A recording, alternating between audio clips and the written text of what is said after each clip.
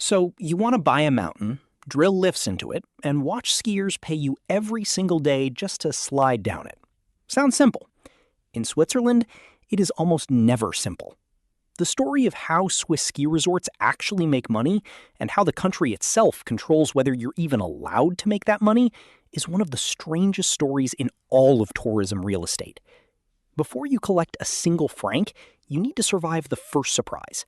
In most of the world, you can simply buy a mountain. In Switzerland, you usually can't. Most of the land under Swiss ski lifts isn't owned outright by the resort operator at all. It's leased for decades through something called a Baurecht, a building rights agreement, from a local commune, a canton, or a farming family who has owned that pasture for generations. You're not buying a mountain in Switzerland. You're renting the right to build on one, sometimes for 50 or 99 years at a time.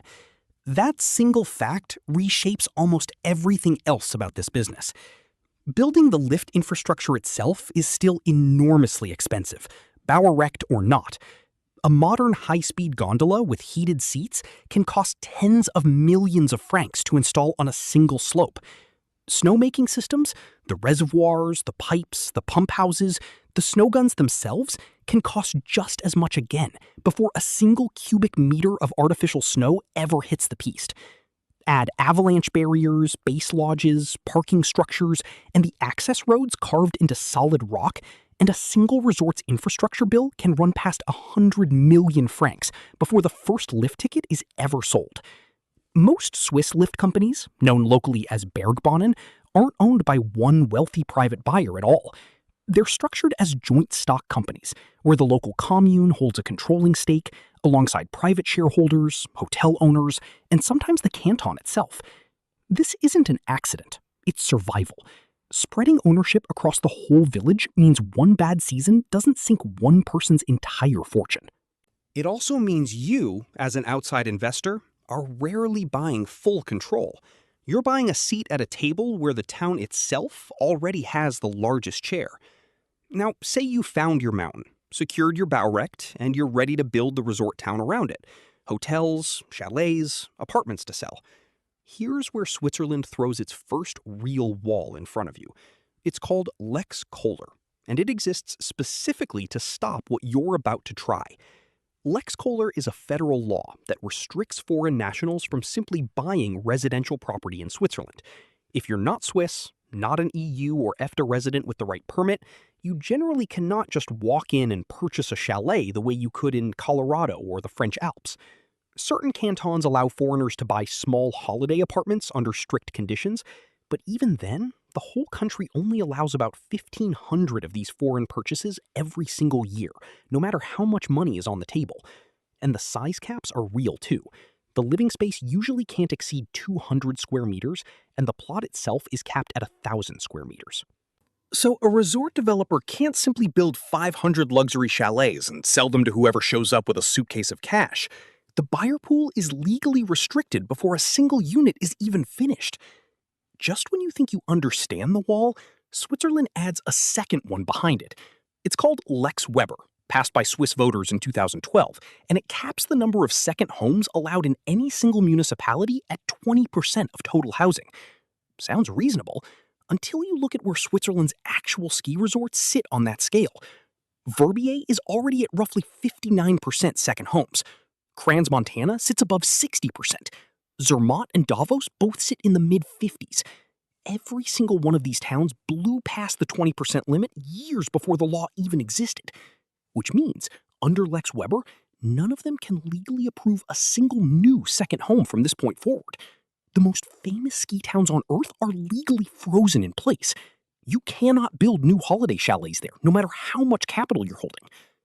So here's the real question this video is actually about. If you can't buy the mountain outright, can't freely sell to foreign buyers, and can't build new vacation homes in the most desirable towns, how does anyone actually build a brand new Swiss ski resort from scratch? The answer is one of the strangest deals in modern alpine history, and it happened in a village called Andermatt. In 2005, an Egyptian billionaire named Sami Sawiris flew over a sleepy former army garrison town in the Swiss Alps and decided he wanted to build an entirely new resort there from the ground up. Andermatt at the time had none of what Verbier or Zermatt already had. No global brand, no billionaire's row of chalets, nothing but a quiet valley the Swiss army was slowly abandoning. But Sawiris didn't try to work around Lex Koller and Lex Weber. He negotiated directly with the canton of Uri for an outright exemption from both laws. In exchange for roughly $2 billion of committed investment into hotels, a concert hall, a golf course, and a full ski area overhaul, the Swiss government agreed to let foreign buyers purchase property in Andermatt with none of the usual restrictions. No quota, no size cap, no 20% ceiling on second homes. This is the part almost nobody outside Switzerland understands about this business. In most countries, the deal that matters most is the one you make with a seller. In Switzerland, the deal that actually matters is the one you make with the government. Andermatt is now one of the largest resort developments in the entire Alps, built almost entirely because one investor negotiated the exemption everyone else was legally denied. In 2022, the American company Vail Resorts bought a majority stake in Andermatt's ski lift operations, committing another 150 million Swiss francs to new lifts and snowmaking, proof that even a legally exempted Swiss village still plays by the same infrastructure math as everywhere else. Property values in Andermatt have climbed by more than 7% a year on average since the first buildings went up, and in some years by far more than that. That's the optimistic version of this entire industry, a resort built around one negotiated exception to two national laws. Now, let's talk about how the money actually flows once the resort is standing. The first layer is the simplest, the lift ticket and the season pass. A single day pass at a major Swiss resort can run over 80 francs, and a season pass at the marquee resorts often costs well over 1,000. That revenue is steady, predictable, and tied directly to how many good snow days the resort actually gets in a winter. The second layer is real estate, where the law allows it. Even with Lex Koller and Lex Weber in place, existing second homes built before the laws took effect can still be resold freely, which is exactly why prices in towns like Zermatt and St. Moritz keep climbing instead of collapsing. Restricted supply, permanent demand, that combination alone can push prices in the best Swiss resorts higher than almost anywhere else in the Alps. The third layer is food, rental equipment, and ski school, the daily spending every visitor does without thinking about it, multiplied across tens of thousands of guests a season. The fourth layer, and the one growing fastest, is summer. Andermatt built a golf course and a concert hall specifically because winter alone isn't a safe enough bet anymore. Hiking, mountain biking, and cultural tourism now fill months that used to sit completely empty. Here's the side of the ledger nobody puts on the brochure. Snowmaking isn't a backup plan anymore. It's the baseline cost of doing business. It requires enormous water reservoirs, and in Switzerland, water rights themselves are controlled by the commune or canton, not the resort. You don't just buy the water, you negotiate for it, season after season, with the same local government that already owns a stake in your lift company. Labor is its own brutal line item. Swiss wages are among the highest in the world, and a resort needs hundreds of seasonal workers, lift operators, ski patrol, hospitality staff, most of whom need housing that the resort itself often has to provide, because the very towns they work in have run out of buildable land under Lex Weber. Insurance for avalanche risk and lift liability climbs every single year, and currency matters more here than almost anywhere else in tourism. When the Swiss franc strengthens against the euro or the dollar, a week in Verbier suddenly costs far more than the same week in French or Austrian resorts 20 minutes across the border, and price-sensitive skiers simply go somewhere cheaper instead. None of that shows up as a line item. It shows up as an empty parking lot. And here's the trap almost nobody sees coming until they own the resort. Elevation is not a detail. It's the entire business model. In June of 2026, a small resort called Braunwald, sitting at just under 1,300 meters, announced it would permanently end traditional downhill skiing starting the following winter. The lift operators said plainly that business as usual was no longer possible after years of unreliable snow. Braunwald isn't shutting the mountain down, it's pivoting hard into summer tourism instead, because the winter math simply stopped working.